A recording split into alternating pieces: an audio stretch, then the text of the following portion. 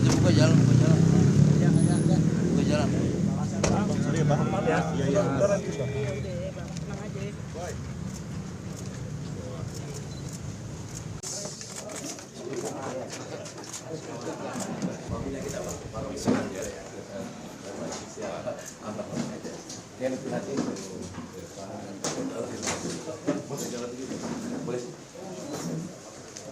Berikhtiar menjemput takdir.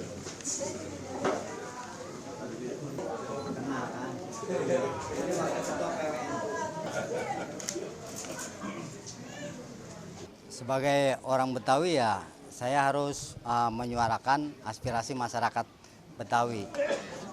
Karena beliau biar bagaimanapun, kalau misalnya Allah kasih jadi ya, masyarakat Betawi itu bagian dari kota Jakarta. Dan kebudayaan Betawi adalah kebudayaan inti kota Jakarta. Kira-kira apa Pak yang diinginkan sama Pak Emil? Barangkali mungkin ada aspirasi yang barangkali apa ya diharapkan ataupun diinginkan oleh masyarakat. Memaksimalkan amanah Undang-Undang Daerah Khusus Jakarta, terutama pasal 31 tentang kewenangan pemajuan kebudayaan. Bagaimana budaya Betawi itu menjadi prioritas, karena biar bagaimanapun dia sudah terbukti merekatkan kehidupan berbangsa dan bernegara di Jakarta. Kalau persoalan mendukung, FBR punya mekanisme sendiri, sebab anggota saya juga banyak fungsionaris partai. Jadi tidak bisa dengan serta-merta saya secara jumawa memutuskan itu.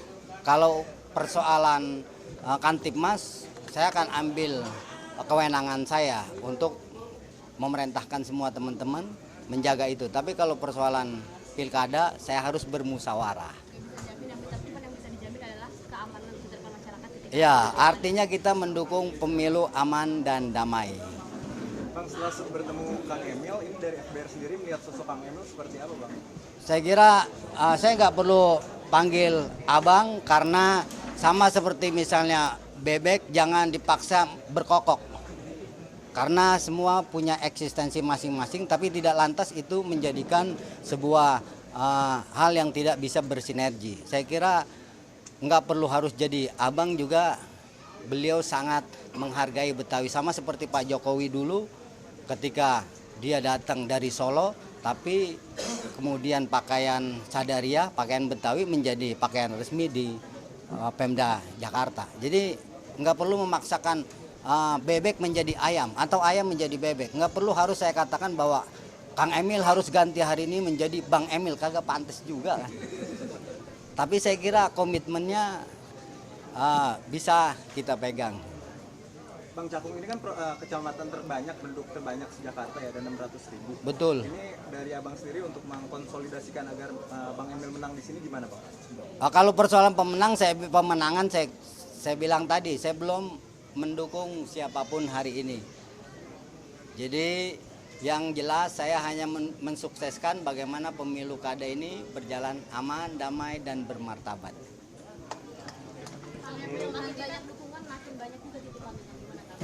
Enggak, saya sampaikan sebagai calon gubernur, tugas pertama adalah banyak mendengar daripada banyak bicara. Ya. Harus dapat ilmunya dari orang-orang yang berilmu. Kan? Beliau ulama, tegaknya negara kan karena mendengar selalu ilmu ulama kan, agar pemimpin jadi adil. Nah tadi saya diceritakan tentang sejarah Cakung, sejarah kolonial, sejarah tentang budayanya kan, termasuk pengetahuan tentang bagaimana kelak kalau takdirnya ada, di Undang-Undang DKJ itu sudah ada tentang pemuliaan kebudayaan Betawi melalui lembaga adat. Beliau mohon untuk diperjuangkan karena instrumennya ada tapi aksinya belum ada. Yang lain-lain lebih membahas tentang bagaimana Jakarta ini milik semua pihak ya. Jadi tentang budaya Betawi yang selalu jujur ya, tentang makanan datang dari mana disebutkan untuk menunjukkan setoleran itu ya, termasuk organisasi FBR sendiri multi etnisitas, multi agama menunjukkan sangat terbuka. Dan bagi saya FBR juga bagian dari stakeholder dari Jakarta keseluruhan. Mungkin dalam membangun 5 tahun ke depan tuh gagasan saya itu mungkin hanya 30%, ya. 70%-nya datang dari masyarakat. Nah, saya lagi shopping gagasan, shopping masalah, karena tugas pemimpin kan menyelesaikan masalah dan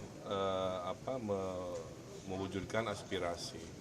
Bahwa nanti bermuara pada dukungan atau tidak, dalam demokrasi itu tidak boleh ada yang sifatnya paksaan, ya. Semua datang mengalir aja. Kalau suka, alhamdulillah. Kalau belum, nggak ada masalah juga.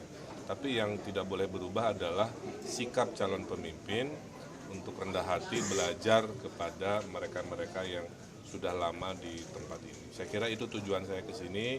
Alhamdulillah dikasih kue, dikasih kopi, dikasih pantun, macam-macam, ya. Dan saya bahagia sesuai tujuan saya mencari ilmu dan juga memohon maaf, ya. Seperti biasa, apapun itu kalau ada hal-hal yang kurang berkenan karena kurang ilmu aja saya. Terima kasih.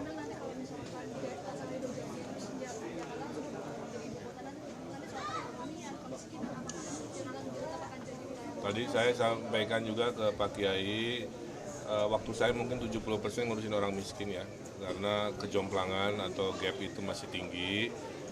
Sehingga harus dicarikan solusi-solusi, ada anggaran RW 200 juta misalkan kan, kemudian ada kredit tanpa bunga, berbunga tanpa agunan, pasar murah bulanan, hal-hal yang dibutuhkan oleh ibu-ibu yang ada di daerah sini saya kira akan jadi perhatian, tidak melulu tentang hal-hal besar di Jakarta. Mungkin saya, karena titipan aspirasi juga adalah pengentasan kekumuhan yang harus dipikirkan. Hari ini kan KPU sudah menetapkan pasal 3 pasal ya. Artinya kan ini masa belanja masalah kan sudah selesai, artinya kan pada pekan depan KPU sudah harus berkampanye. Ini rencana kampanye dari pasangan Ridho ini akan kemana terlebih dahulu dan juga berikutnya seperti apa, Kang? Ya, kita ada 4 teknik kampanye. Satu belusukan, nanti saya menyapa ibu-ibu. Tuh, ibu-ibu mau difoto ya? Oh, nah itu satu ya. Itu satu ya. Ya. Kedua, mengunjungi tokoh, meyakinkan tokoh. 2, 3, bikin acara senam. Ibu-ibu kalau saya bikin acara senam mau? Oh. Atau pasar murah mau? Oh. 3, bikin forum. Yang keempatnya diskusi yang lebih kayak seminar, waktunya lebih panjang sehingga menjelaskan lebih luas. Itu aja. Mudah-mudahan dengan 4 jenis bersosialisasi pasangan Ridho, Allah ridhoi untuk meraih kemenangan. Belum, nanti dikasih tahu, Oke.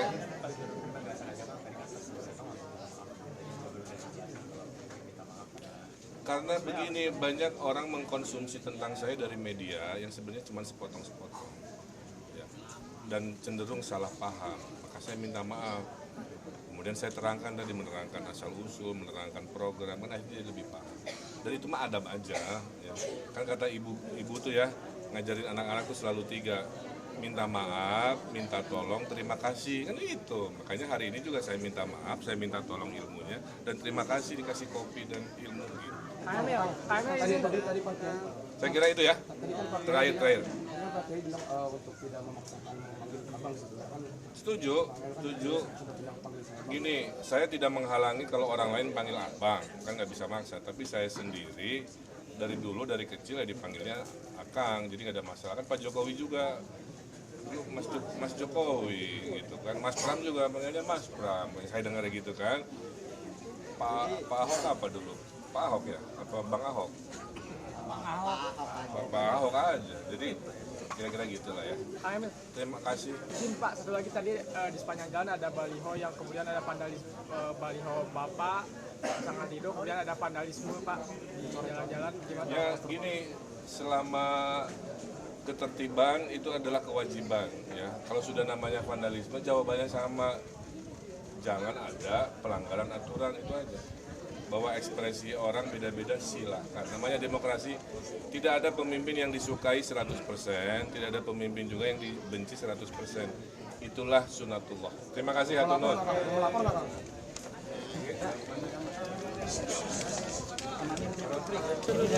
Bagian di bawah, sebagian di bawah. Mundur lagi dikit. Lihat belakang aman. Yuk. Pada sini, Pak.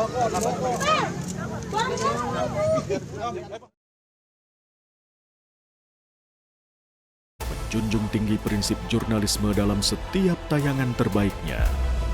menghadirkan berita bernilai sebagai referensi. Gelar bicara yang tajam, Tidak, ini kan kebohongan, Dok. mengupas fakta demi fakta dan mendorong pencarian solusi, serta investigasi yang mengungkap kebenaran. Rosi, Satu Meja, The Forum, Sapa Indonesia Malam. Nilu, ikuti semuanya bersama Kompas TV.